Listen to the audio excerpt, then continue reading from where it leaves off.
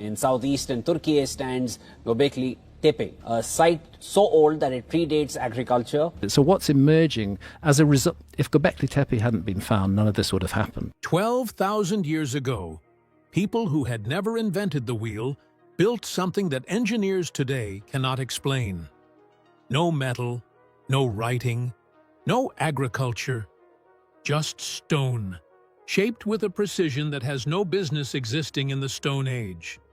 In the hills of southeastern Turkey, buried under a low, unremarkable hill that archaeologists walked over for decades without stopping, there is a site called Göbekli Tepe.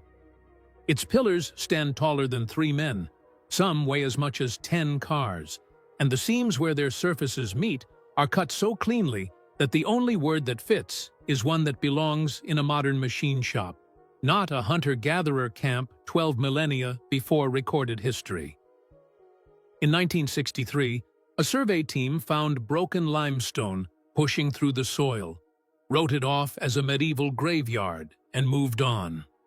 The most important archaeological site on Earth sat in a footnote for 30 more years. Then, in 2026, 3 decades of scans, surveys, soil samples, and carved surface photographs were loaded into an artificial intelligence. No theory to confirm, no career to protect, no boundary between disciplines. Just everything, all at once, with one instruction. Find what is actually there. What it returned did not spark debate. It produced silence, the kind that falls over a room when everyone realizes, at exactly the same moment, that the story they had been telling was never the true one. The shepherd and the stone. To understand why that silence matters, you have to go back to a summer afternoon in 1994. A Kurdish shepherd was moving his flock across a dry ridge near the city of Şanlıurfa, in the far southeast of Turkey, close to the border with Syria. The ground here is pale and cracked in the heat, scattered with limestone. As he walked, his eye caught something wrong. A stone, half buried, but too regular. Its top edge was flat. Too flat. Nature does not carve flat edges into buried rock. Not like that. Not with corners. He mentioned it, as people do. Word eventually reached the museum in the city. A German archaeologist named Klaus Schmidt heard the description, and something about it would not let him rest. Schmidt had spent years studying the prehistory of this region at the German Archaeological Institute, the Deutsches Archaeologisches Institut, and he knew immediately what a worked stone looked like versus a natural one. When he finally climbed that hill and saw the shapes emerging from the dirt, he understood in an instant that the earlier survey had been catastrophically wrong. This was no medieval cemetery. This was something so much older that the numbers, when they came back from the radiocarbon laboratories, did not seem possible. Schmidt began systematic excavation in 1995. That dig would consume the rest of his life. He would spend the next 20 years on this ridge, returning season after season, and he would die in 2014, still trying to understand what he had uncovered. His work at the site was continued by the DAI and by the Şanlıurfa Museum, which has managed the site jointly ever since. In 2018, UNESCO inscribed Göbekli Tepe on the World Heritage List, recognizing it as a place of outstanding universal value, an unusual distinction for a site whose true significance remains so deeply contested. What emerged from the soil, layer by careful layer, was a complex of stone circles. Not one, not two. At least 20 of them, ringed one inside another, and geophysical surveys suggest many more still waiting beneath the surface. Each circle was built from precisely carved limestone monoliths, and at the center of each stood 2 towering pillars, the largest reaching approximately 5.5 meters in height and weighing an estimated 50 tons. They were not rough boulders stood on end. They were shaped, cut into a distinctive T-form, wider at the top, as though the crossbar of the T were a head resting on a body, and they were placed with unmistakable intention at the highest point of the ridge, in a spot visible for miles across the surrounding plain. Then came the radiocarbon dates. The oldest layers at Göbekli Tepe were built approximately 11,600 years ago. Sit with that number because it is easy to say and almost impossible to feel. 11,600 years. That is roughly 7,000 years before the Great Pyramid of Giza, 6,000 years before Stonehenge. This was standing, weathering, already ancient, before the wheel was invented, before the first city, before the first written word, before the first field of domesticated wheat was ever planted. When these pillars were raised, the last ice age had barely released its grip on the planet. Mammoths still walked parts of the northern world, and in Turkey, according to everything we thought we knew, there were only scattered bands of hunter-gatherers, small groups following food across the land, their technology essentially unchanged for tens of thousands of years. Those are the people who are supposed to have built this. And the carvings only make the impossibility sharper. The carvings and the conventional story. Across the surfaces of the pillars, in shallow relief and in deep, confident line, are animals. Foxes with their mouths open, lions mid-stride, vultures with wings spread, scorpions, their tails curled, snakes flowing in bundles down the stone, wild boar, cranes, and shapes that are not animals at all, geometric marks, abstract symbols, patterns that repeat from pillar to pillar and circle to circle with a consistency that does not look accidental. And on the central pillars, if you look closely, something changes the way you read them entirely. Arms are carved along the sides, bending at the elbow, ending in long-fingered hands that reach around to the front of the stone. Below the arms, the suggestion of a belt, a garment. These T-shaped pillars are not abstract markers. They are figures. They are bodies. Something is standing at the center of every circle, faceless, immense, its arms folded across itself, watching, waiting, recording. The question that has haunted this site since the day Klaus Schmidt first understood what he was looking at is the simplest question of all, and the one no one has ever answered to satisfaction. Who were they? The textbook answer exists. It is taught in universities and printed in guidebooks. And it is that answer, stated fairly and in its strongest form, that we have to examine first, because the moment you look at it closely, a problem begins to open beneath it. The conventional explanation runs like this. Around 9,600 BCE, bands of hunter-gatherers living in the fertile arc of southeastern Anatolia, a region archaeologists call the Fertile Crescent, the same landscape that would later give rise to the world's first farming communities, began to gather at this ridge. Drawn together for reasons of ritual, perhaps by a belief system we can no longer access, they quarried limestone from the shelf of bedrock nearby, using tools of stone, bone, and antler. They shaped the great T-pillars with handheld hammerstones, pecking away at the rock grain by grain over weeks and months. They dragged the finished monoliths across the ground on ropes and wooden sledges, hundreds of people hauling in rhythm, and levered them upright into sockets cut into the bedrock floor. They arranged them in rings. They carved the animals. And then, at the height of it all, sometime around 8,000 BCE, they did something stranger than building it. They buried it.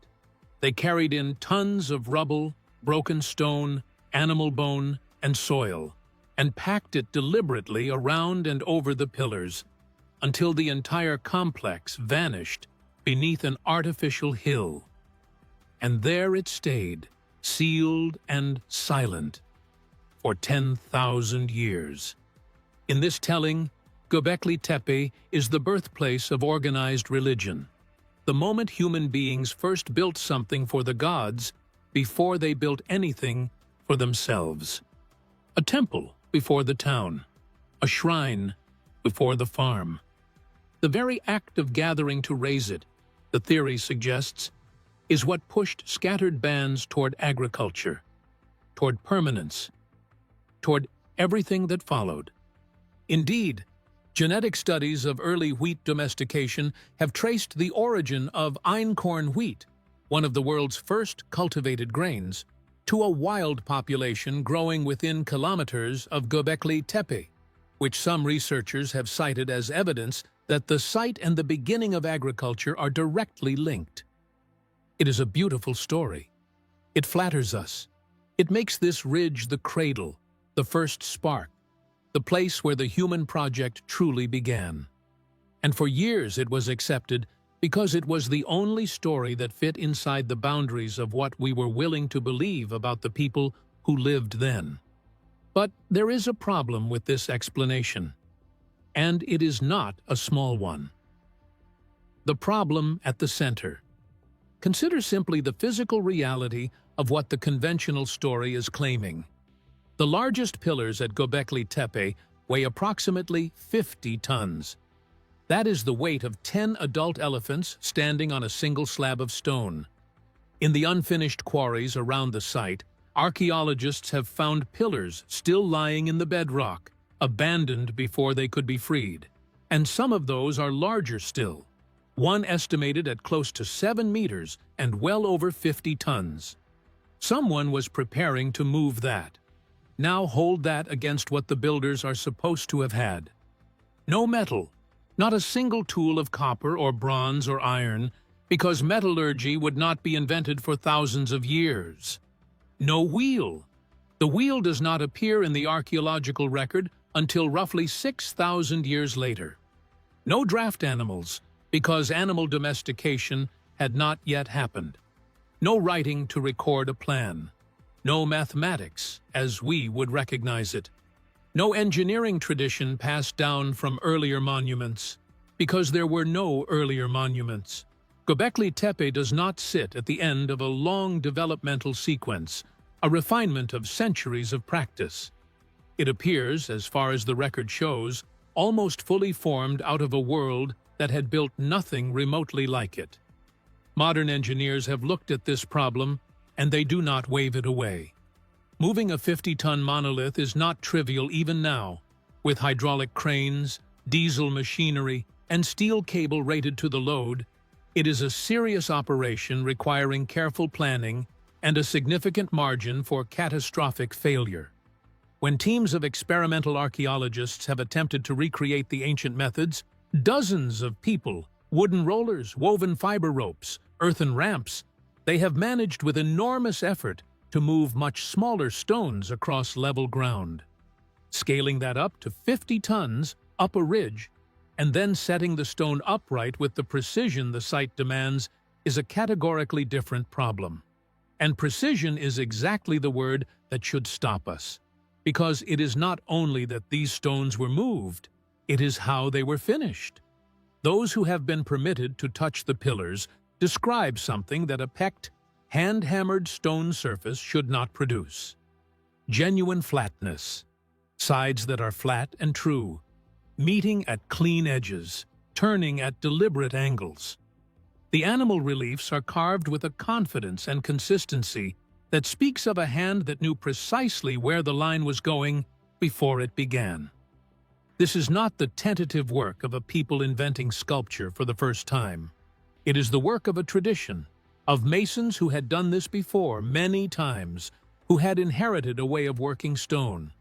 And that raises a question the official story cannot comfortably hold. If this is the beginning, the very first, where is the clumsy early attempt? Where is the fumbling apprenticeship, the crude version that came before the mastery at Göbekli Tepe? The earliest, deepest, oldest circles are not the roughest. They are the finest. The best work is at the bottom. That single fact, the best at the bottom, is a thread that once you pull it, does not stop unraveling. But for decades it hung there, unresolved, an anomaly that specialists acknowledged in careful language and then set aside, because there was no framework capable of holding all the pieces at once. To truly read Göbekli Tepe, you would need to be an archaeologist and an astronomer, and a geologist, and a climate scientist, and a structural engineer, all at the same moment, cross-referencing 30 years of scans and surveys and carvings without ever losing track of a single detail, and without any professional stake in which answer turned out to be true.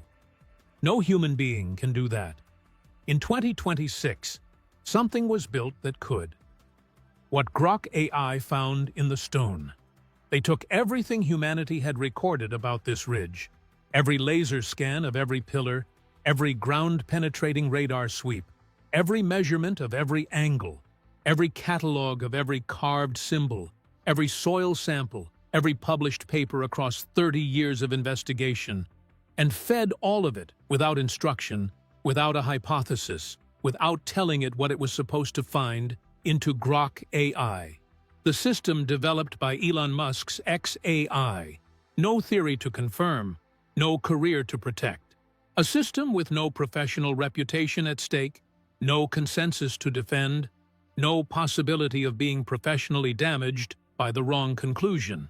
They asked it to look, and to report whatever it saw. What Grok returned did not read like an answer. It read like a door opening onto a room no one had known was there. The system began with the carvings.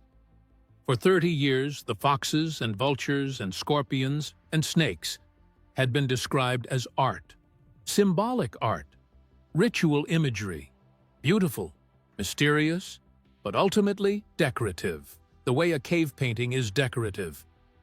Grok did not see decoration. Grok counted. It cataloged every carved mark across every pillar in every enclosure, and it began measuring the one thing human eyes are poorly equipped to measure: distribution, frequency, position, the mathematics of where things appear and how often and next to what. And the numbers did not behave the way art behaves. Art is expressive. It wanders. It repeats motifs loosely, emotionally, without fixed rule. What Grok found instead was constraint. It isolated approximately 47 distinct symbol types recurring across the site, a figure consistent with earlier manual cataloging efforts by researchers including those associated with the DAI's ongoing documentation project, but now mapped with a precision that allowed statistical analysis at a scale no human team had attempted. Those symbols were not scattered at random. Certain forms appeared only in certain positions. Some symbols never appeared adjacent to each other. Others clustered with a regularity that no purely expressive impulse produces. The system detected what computational linguists call conditional distribution, the fingerprint that separates a language from a mural, the signature of a code obeying rules. In plain terms, the placement of one symbol was governing the placement of the next. There was grammar in the stone. A computational linguist, who later reviewed the output, put it simply. The statistical structure was indistinguishable from a deliberate information encoding system. The odds of that structure arising by accident, from people simply carving what pleased them, were vanishingly small. This was not art that happened to look organized. This was writing, or something older than writing, and in some ways more ambitious. A system built not to record a transaction or a name, but to preserve knowledge across time, carved by people who understood somehow that time itself was the enemy they were racing. The official timeline says writing was invented in Mesopotamia around 5,000 years ago by scribes pressing wedge shapes into wet clay to track grain and debt. Göbekli Tepe is more than twice that old. If Grok is right, the people who carved these pillars were encoding structured information into limestone 6,000 years before the first cuneiform tablet, not to count sheep. To say something they were terrified would be lost. Reading the sky, Grok did not stop at proving the symbols carried meaning. It asked the next question, the one no single specialist had the range to ask alone. It asked what the symbols meant, and to answer that, it did something no archaeologist could do independently. It laid the carvings against the sky. Not the sky as it looks tonight, the sky as it looked from that exact ridge at that exact latitude 11,600 years ago. Grok reconstructed the precise positions of the stars and constellations visible over southeastern Turkey at the moment those pillars were raised, accounting for the slow wobble of the Earth's rotational axis that astronomers call axial precession, a 26,000-year cycle that gradually shifts the positions of the stars relative to the horizon, making the sky of 12 millennia ago significantly different from the sky we observe today. When Grok overlaid the animal figures onto that reconstructed ancient sky, the shapes stopped being animals. The vulture with wings spread, carved in a particular position in a particular enclosure, matched the star pattern occupying that same region of sky in that era. The scorpion aligned with the constellation we still call Scorpius, a name whose ancient origins extend back to Babylonian star catalogues, suggesting that the association between that pattern of stars and a scorpion shape is far older than any surviving written record. The bull, the serpent, the crane, figure after figure, the carvings and the constellations lined up, not loosely, not poetically, positionally. The people of Göbekli Tepe were not drawing the animals they hunted. They were drawing the sky they watched. They were mapping the heavens onto stone, and the enclosures were not shrines, they were charts. And here is where Grok found something even more disturbing.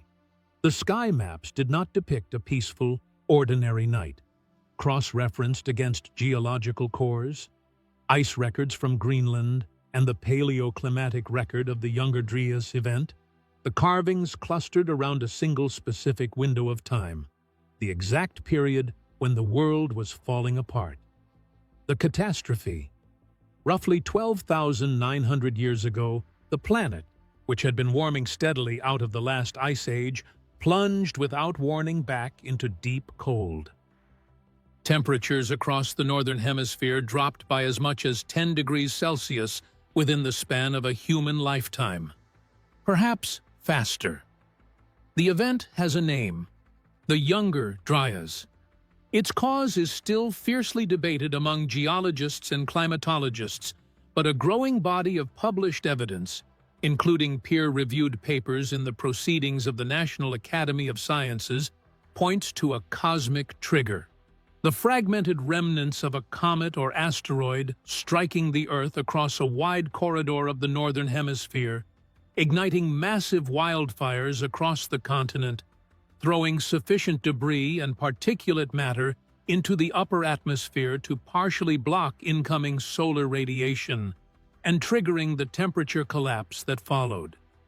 Proponents of this hypothesis, the Younger Dryas impact hypothesis, have pointed to elevated concentrations of iridium, platinum, nanodiamonds, and spherules of melted rock found at the Younger Dryas boundary layer at sites across Europe, North America, and the Middle East. The debate over the impact hypothesis has not been resolved. But the catastrophe itself, the sudden, severe climate reversal, is not disputed. And the people of Göbekli Tepe, the evidence now suggests, carved the sky of that catastrophe into stone. An astronomer who examined Grok's stellar alignments